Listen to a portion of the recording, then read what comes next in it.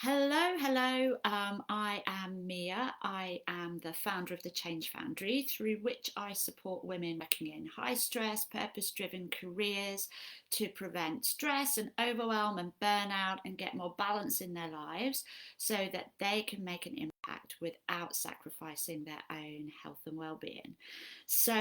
Happy Friday. This is something for the weekend. I'm so glad you're here. I'm just going to have a look and see if anyone's around. Um, I hope that you're having a lovely week. And today I'm going to talk about how to make the most of me time. And why this came up was because, I'm a life coach, you know that, and I work predominantly on getting women to get more balance in their lives. So I work a lot on getting balance in my own life, obviously.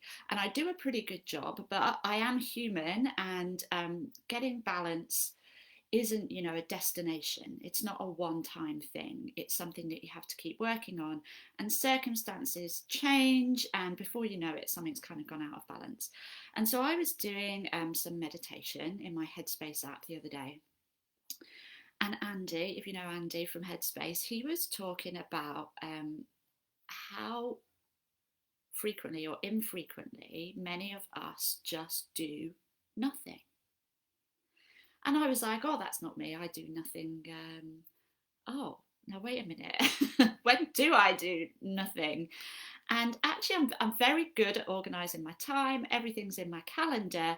And I realised that what's probably missing from my calendar is a good dose of nothing, a good dose of me time when I've got like no agenda and I'm just kind of pleasing myself. Um, so I thought, okay, I kind of really need to put this in. And this is the first point. How do you make sure that you actually have time for yourself, for me time? All of the women in this community are smart and ambitious and curious and interested. A lot of us are parents, we've got really senior jobs with lots of responsibility, and we're just generally like kind of lively people that are trying to do a lot with our lives, and it's so easy to put that kind of me time to the side. And even when we think that we kind of know that we should do it, and we're kind of planning to do it, it's the first thing, isn't it, to go to the back of the queue when other stuff overruns. So because I really like to organise my time to make things happen, I started putting me time in my calendar, and I would really recommend that, because if it's not scheduled, it's probably not going to happen. Um, and the fact of the matter is, if you put some me time in your calendar, that means something else probably isn't going to get done, and it's not going to happen. So just kind of be accepting of that. I guess in order to really do that and to put it into your calendar, you have to really believe and be committed to the power of taking some me time. Now, in my experience of coaching lots and lots of women around these areas, I know that you know that me time is important. You don't need me to lecture you about the importance of having some relaxation time and some recharge time. The difficulty is actually implementing it, right? So the first thing I suggest you do is really feel into your inner knowing that having some me time is really important. Think of all the reasons me time is important to you. For me, having some me time is going to help me to show up much more effectively in all the other areas of my life. So I'm going to be better in my business, I'm going to be a better parent, I'm going to be a better friend, a better partner, all of those things. I know that, right? But I need to put it in my calendar and stick to it so that I know that it's actually going to happen. So that's what I've been doing the last few weeks. I've got some times stuck in my calendar. I'd really encourage you to do the same. Now, the first time I sat down for my me time and I was doing nothing, I was like, I don't really know what to do with this time. And when I mentioned it in my in the community yesterday, I think it was, Kat, I think you were saying, yeah, it makes me feel really like itchy not to be doing anything. I totally hear you on that. That's exactly how I felt. There's so many things I should be doing or I want to be doing. It's really hard to just do nothing. So what I did was I grabbed a book and I started reading a book. I had a cup of tea. It was really enjoyable. But I thought to myself, there's got to be more I want to do with this me time than just reading a book. And a few things popped into my head. I really need to. My house is a bit of a mess. Kind of has been. We lost it. We lost it during homeschooling, and it never recovered. And it would make me feel so much better if I could sort out the house. That's not me time, right? It was like, no, Mia, that's not me. That's not me time.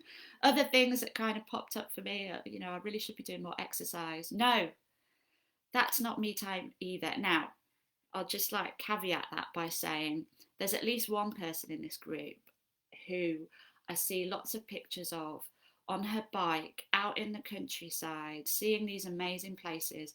I suspect for you, that person, you know who I'm talking to, I suspect that that kind of exercise is actually really juicy, restoring me time for you. And for some of you, exercising might be that really kind of restorative me time. For me, exercise is this thing that I have to do, and it's not honestly really like truly energy giving, restoring me time. So I had to kind of throw that out of the window as well. And I'm like, come on, I have led a very interesting life. I haven't always been a mum. I haven't always been a partner. I haven't always had a business. So what did I used to do with my time? And actually, I remembered that a few months ago, I actually went through this process with a client.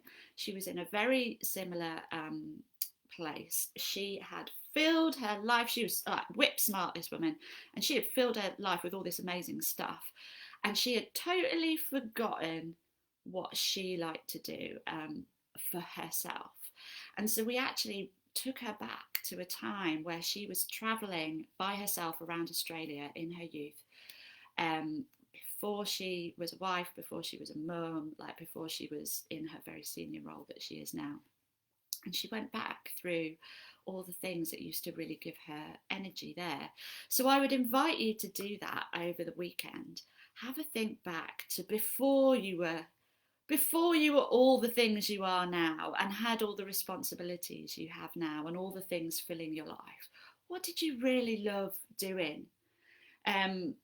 Some of those things won't be relevant anymore. You know what? One of the things I used to love to do, I used to love to cook and bake and like do quite complicated, like make quite fancy things. Not fancy, but you know what I mean? Like do cooking that was a bit of an effort. I have to cook day in, day out now for the hungry hordes, and like doing more cooking would not be restorative for me right now. So, that's not one of the things I would do. But but I came up with a bunch of stuff that I enjoy doing.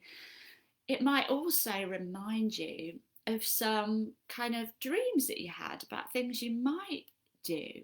So, for example, I actually saw something on the internet the other day that was really fascinating. They went to people on this art site, and DeviantArt, I don't know if you know about those then, but it's really interesting. And they got people to redraw something that they drew 5 years ago. And it was incredible seeing how much better they were at drawing 5 years later. I mean, kind of obvious, but also beautiful seeing it. And I'm so terrible at drawing, and I have a bit of a limiting belief about that from my, childhood art teachers who used to call my art interesting, which is a terrible thing to tell a child. But I'd love to be able to draw. And actually, I remembered my sister had given me a book about drawing that I'd really fancied giving it a go, but I mean, I've stuck it somewhere. And I was like, if I started drawing today, what would I be like in 5 years' time if I kept going?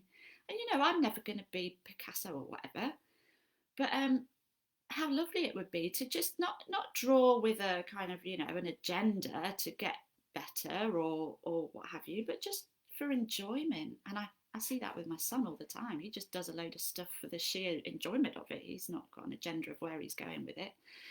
So yeah, I'd invite you to not only look back and think about the things you've done in the past that have given you joy and energy and restored you, but also what dreams do you have? What things might you like to try? Holding that very lightly with no big agenda. So I hope that's resonated with you. Let me know in the comments below what you've gotten from that, and what you might try for your me time. And I hope you have a wonderful weekend, and I'll see you here next week.